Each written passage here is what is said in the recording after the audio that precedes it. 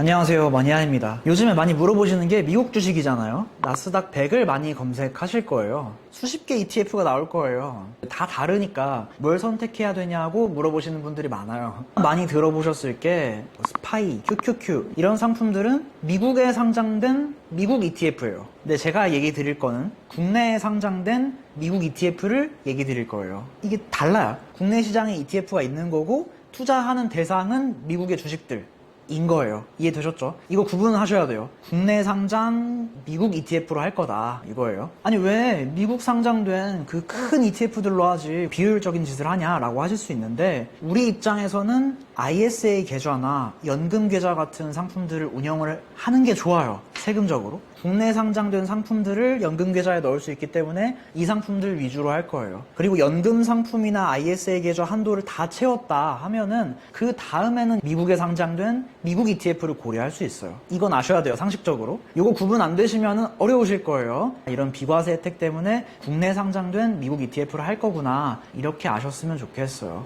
이해되셨죠? 두 번째로 얘기 드릴 거는, 요즘에 ETF를 만드는 회사들에서는 많이 광고를 하고 있어요. 여러분들 많이 보셨을 거예요. 수많은 나스닥 ETF라는 선택지가 있는데 광고를 보고 혹은 어떤 유튜브 영상을 보고 여기가 지금 광고하니까 싼가 보다, 여기 투자해야겠다 하면은 생각보다 차이가 많이 나실 거예요. 조사한 자료도 보면은 ETF 수수료가 0.00 몇 %라고 했는데 실제로는 큰 비용이 숨어 있었다, 이런 문구도 나오잖아요. 얘기 드리고 싶은 건 나스닥 100 똑같이 투자했는데 ETF의 수수료 때문에 성적이 달라질 수 있어요. 저는 제 채널 보시는 저희 어머니, 제 동생, 이런 지인분들이 봤을 때 좀 도움이 되는 방향으로 하고 싶어요. 근데 이제 물론 여러분들 마음도 알고 있어요. 투자해야 된다, 해야 됩니다, 이렇게 얘기하는 게 훨씬 더 영상도 잘 되고 좋은데, 나중에 됐을 때 우리가 뭔가 연금을 굴린다거나 자산을 굴린다고 했을 때 1, 2년만 투자하고 말 게 아니잖아요. 저도 유튜브를 언제까지 할지 몰라요. 5년 뒤, 10년 뒤, 90살 될 때까지 할지 안 할지 모르잖아요.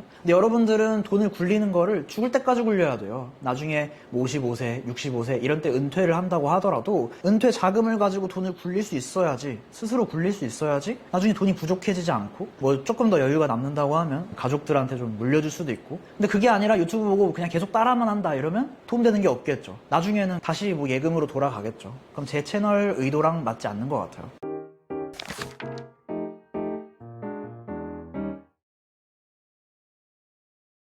세 가지 측면을 얘기할 거예요. 첫 번째는 이제 경제 상황이 어떤지 간단하게 짚어볼 겁니다. 우리가 전문가처럼 할 게 아니니까 경제 상황이 이런 상황이고 내가 주의해야 될 건 이거고 좋다고 생각할 건 이거인 것 같다, 이 정도로 분리될 수 있으면 아주 좋겠어요. 그 다음에 두 번째는 나스닥 100 ETF들을 쭉 한번 비교를 해봤어요.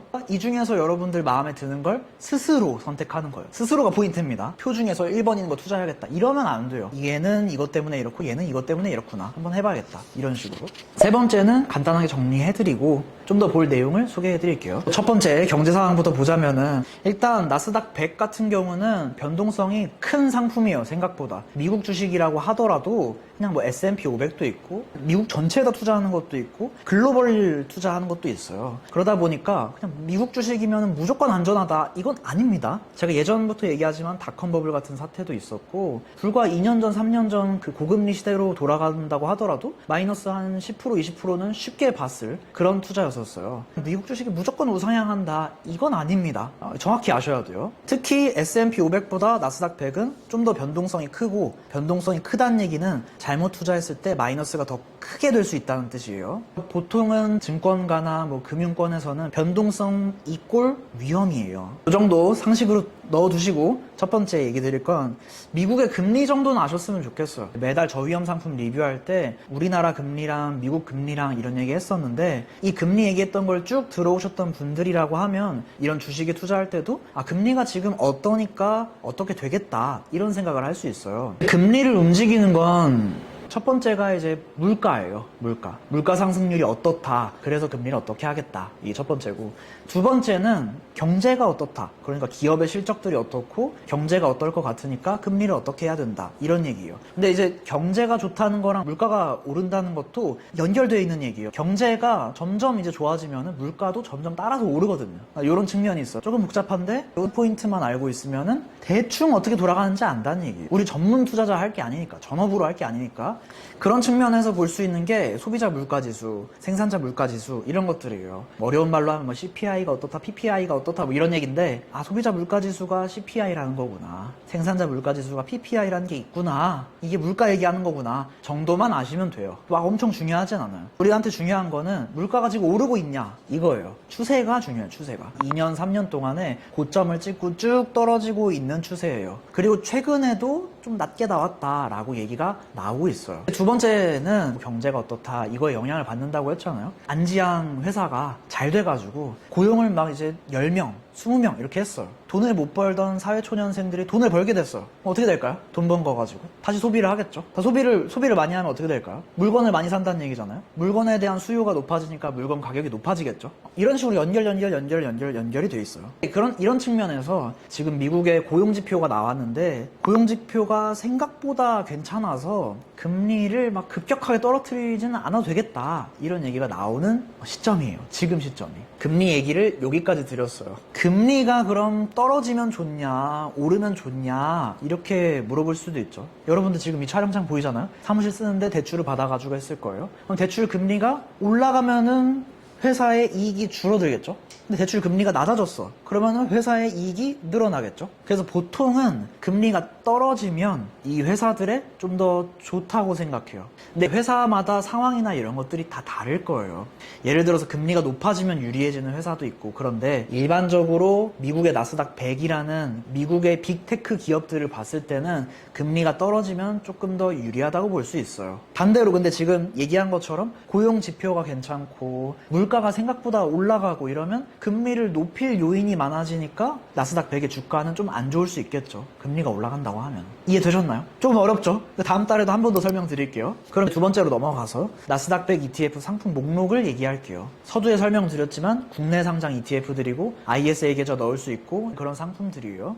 상품 목록을 쭉 보면은 라이즈 미국 나스닥 100, 에이스 미국 나스닥 100, 타이거, 솔, 코덱스 이런 상품들이 지금 있어요. 근데 저희가 원래는 그냥 보수 수수료를 비교를 했는데 실부담 비용을 좀 비교를 해달라 이런 얘기가 있어서 이거 교체를 했어요. 실부담 비용으로 비교를 했고 지금 보면은 코덱스 미국 나스닥 100 TR이 0.1852%고 라이즈 미국 나스닥 100이 0.1863%예요. 대부분 나스닥 100 투자라고 하면 이 TR이 붙은 상품을 추천했을 거예요. 근데 TR 상품을 우리나라에서 없애겠다라는 얘기가 나왔어요. 이거 관련해서는 제가 카페에 글도 써놨으니까 나중에 한번 참고해보세요.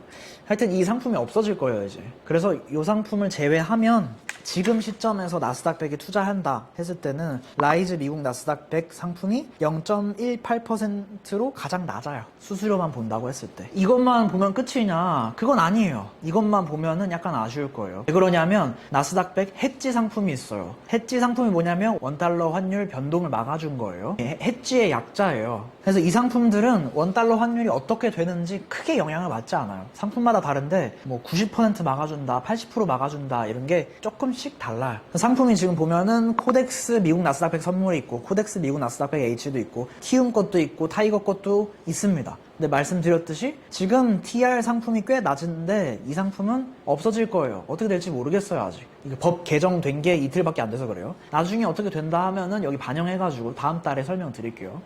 지금 상황에서는 코덱스 미국 나스닥 100 선물 H 상품이 가장 부담 비용이 적어요. 그럼 물어보실 것 같아요. 선물 들어간 거 투자해도 되냐? 내가 얼핏 듣기로는 선물 투자가 너무 이제 어려운 투자고 리스크가 큰 투자여가지고 하지 말라고 들었는데 생각하실 거예요. 근데 ETF에 선물 들어간 건 투자하셔도 괜찮아요. 선물 들어간 건. 이것도 설명하면 아주 긴데 일반 선물 투자한다고 하면은 리스크가 아주 커요. 요 정도만 일단 설명드릴게요. 그래서 지금 코덱스 미국 나스닥 100 선물 H 상품은 나쁘지 않다. 선물 붙은 것 때문에 투자 안 한다고 하기에는 아쉬우실 거다. 이렇게 정리를 드릴게요. 그런데 싫다 하면은 다른 상품 선택을 하면 되죠.